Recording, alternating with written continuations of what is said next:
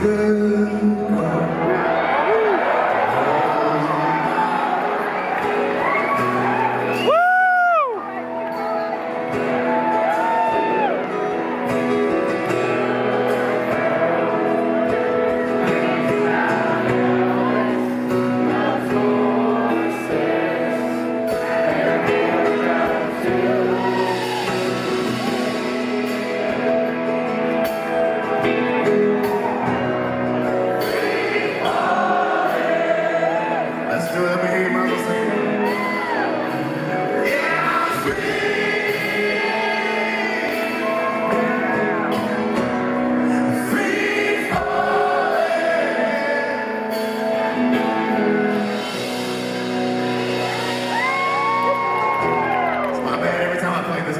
That song. I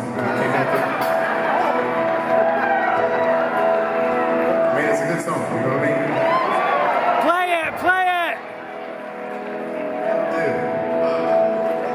Dude, I made this record called In the Mystery recently.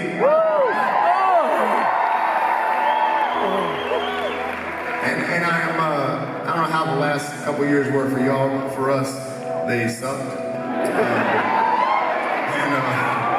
That's an accurate description for probably most people. And it was weird, man. It's the first time in 20 years we haven't toured, and we were looking around like, man, what have we done all this for? And is this ever going to happen again? If we ever do it again, are people going to show up? And there was a lot of real uncertainty. I don't mean that in some sort of fake, humble way. I mean that in a legitimate, we're like, man, I don't know what else I can do if I can't do this. And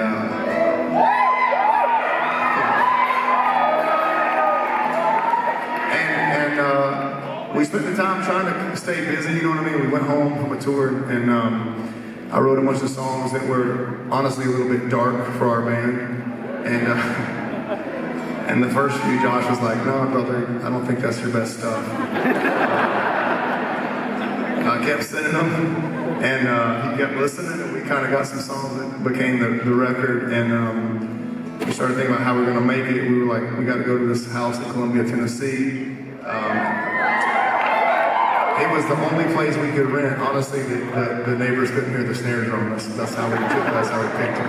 That's the magic of it. And just took an engineer, no producer or anything, and made a record that I'm incredibly proud of. And the minute we got there, I mean this, like I don't know if y'all know some of the backstory. We thought it was going to be like a continuation of Out of Body. It was going to be called Out of Mind. And we were just going to have a bunch of guests on there. It was like a way to get the label to pay for a record. And that's just being completely honest. And then after a day of it, we called all the guests that were supposed to be on it, except for one, and said, I don't think we want to do this guest thing. We're going to make this is a record for us. And it was the most beautiful time making music we've ever had. I mean that.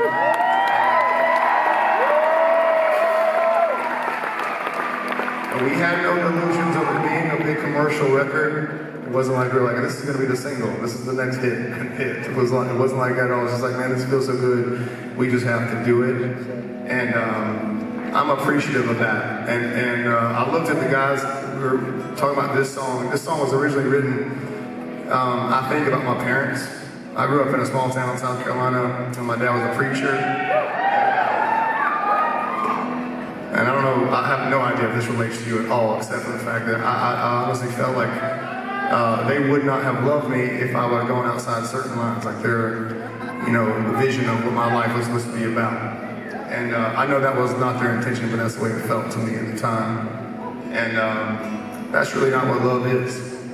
Now I got kids of my own, I look at them and I tell them, I love you no matter what you do, literally every day.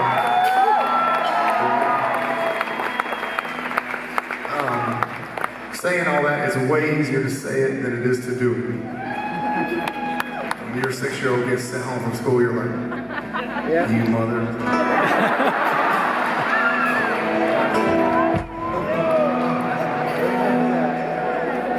So saying that, I'm very, very, very thankful to have a band can live what they say. And I looked at these dudes and I was like, will you follow me into the mystery? And it was a resounding yes. And here we are. I'm so incredibly thankful.